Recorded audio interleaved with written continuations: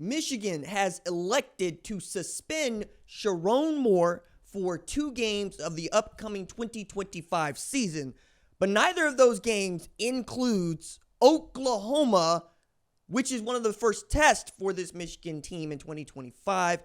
And there is a key difference between the suspension that Jim Harbaugh faced last year and the one that Chiron Moore is going to face this year, stemming from the Conor Stalions electronic cheating allegation scandal, what have you. Let's get into it. What's up, kinfolk? It's RJ Young. I am not on a step mill. If this is your first time watching the #1 college football show, welcome. Thank you for joining us here. We talk college football year round. So if that is something you're into, go ahead and hit that subscribe button, like this video, and answer the question below. Do you think this is the first of many punishments that we're going to see for the University of Michigan, or this is just Michigan saying, okay, we're going to do this one and see where we end up? This news comes from Dan Wetzel and Pete Thamel, who did a great job breaking it at ESPN. The 2-game ban comes from, again, Conor Stalions and his advanced scouting that led to a 2024 notice of allegations from the NCAA, and the Big Ten got involved. But we were always trying to figure out just when the NCAA would let us know what they think about Michigan's response to the notice of allegations, which they gave late last year, earlier this year, because it's been back and forth in the correspondence here. But the suspensions will be for the 3rd and 4th week opponents for Michigan, and they include Central Michigan and Nebraska. So a non-conference opponent that could be good enough to beat this Michigan team, we think. Nebraska is a better team than it has been the last 3 years. But it does not include what we think is the biggest non-conference game on Michigan's schedule in Oklahoma. Now, there's a key difference between the suspension that Jim Harbaugh faced last year and the one that Chiron Moore is going to face this year, and it is that while he's also not going to be allowed to coach those games against Central Michigan and Nebraska, he will not be allowed, key difference, he will not be allowed to coach during the week either and participate in team activities. So he's away from the team for 2 weeks of preparation and games, and that's the major difference between Harbaugh's suspension and his.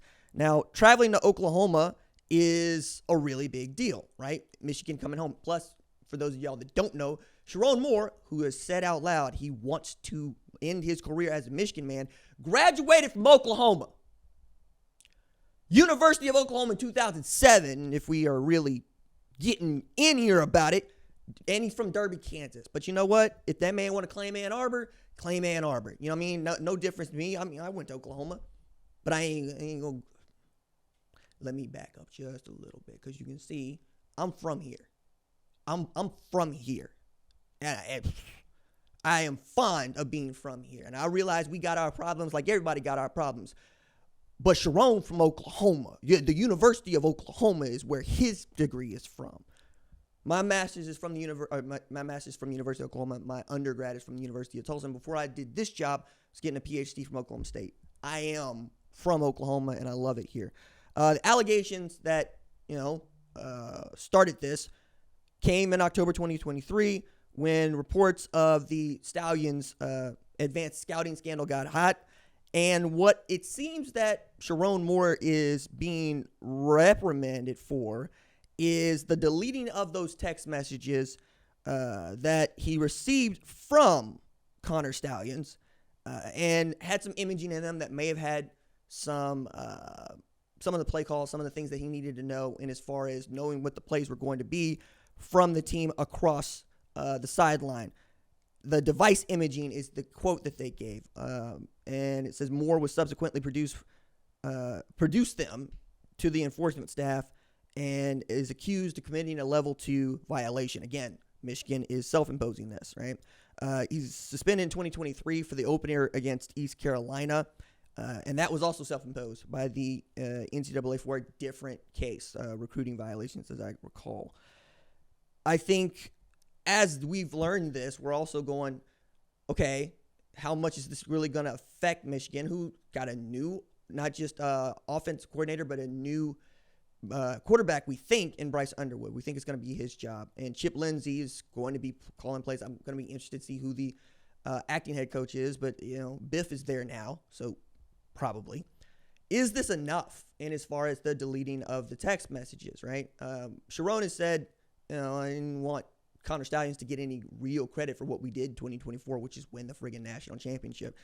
But anybody that watched the Netflix documentary knows that Conor Stalions was instrumental in Michigan's success, not just in 2024, but in the year before.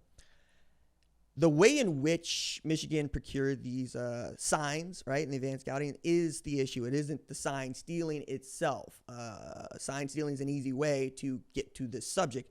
But if you want to be in semantics about it, you can say it wasn't stealing signs that they're being penalized for. And Michigan fans are fond of popping up in here and saying stealing signs is fine. Yes, but going to stadiums across the country and paying people to allegedly paying people to record signs from opposing teams you might play, that is illegal, according to NCAA rules and Big Ten rules. And nobody likes seeing it. We're all here for a good code breaking. We love a good enigma around here. We love to see the blood moon with the hands thrown up. We do like to see some American Sign Language from time to time. But when you're taking it to these lengths, we got a problem with that. We all got a problem with that, right? It ain't just anybody that might not be down with Michigan. It's people that believe in fair play, to which you can have the attitude that what's fair is what I can get away with.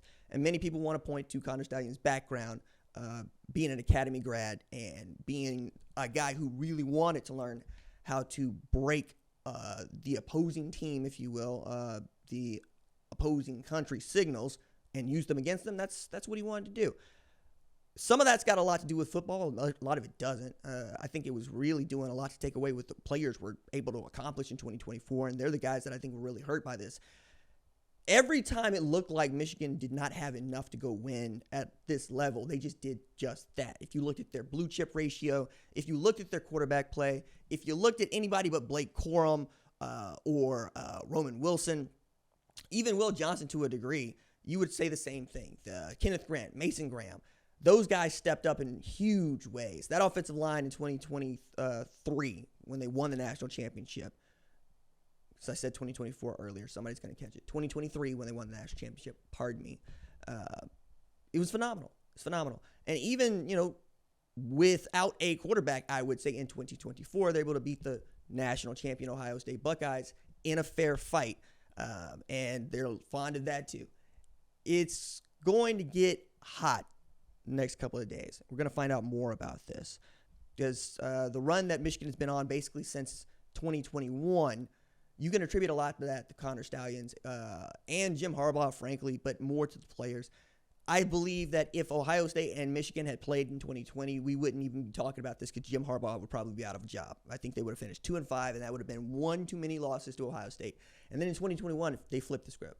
They absolutely flipped the script. They go beat up on Ohio State, and they win the Big Ten championship. And the next year, they beat up on Ohio State, and they make the playoff. And the next year, they beat Ohio State. They win the Big Ten championship, and they win the national championship. Last year, Ohio State won the national championship in a year in which we expected Ohio State to stomp out Michigan and beat them like they stole something. And Michigan said, nope, we still got the measure of you. We still own you. It doesn't even matter to us that you won the national championship because we beat you. That is also something that Ohio State's got to walk into 2025 with. But seeing this come out in May, seeing how the season is that far away, and you're giving everybody an opportunity to know this, tells me a final resolution to the NCAA ruling on this is in the very near future. But I did want to jump out here and talk about it just for the time being because it's massive news, right? It's the first of what we think is going to be at least 2 announcements, maybe more, about what the NCAA has found. But it was basically over a year since we really began investigating this. And then we got to see the extent to which Conor Stalions is, going on podcasts and tell everybody what he did and gloating a little bit about it, right? Don't know how Michigan feels about it, but it looks like they pushed him to the side, and he really hasn't had much to do with that university at all. But we know how fandom goes. If they feel like they're the person that needs to be sacrificed, they will be. I don't go in for that. You've also got the Matt Weiss really, really real criminal indictment that's hovering around Michigan. You've also got a team that somehow believed that it was America's team when really it's wearing the black hat and really needs to embrace wearing the black hat, coming into a season where they also want to prove it. And not for nothing, it can be pretty cool up there. It really can. It is a university with a black athletic director and a black head coach in FBS. That is a very, very, very short list, guys. I would like to see them lean into that.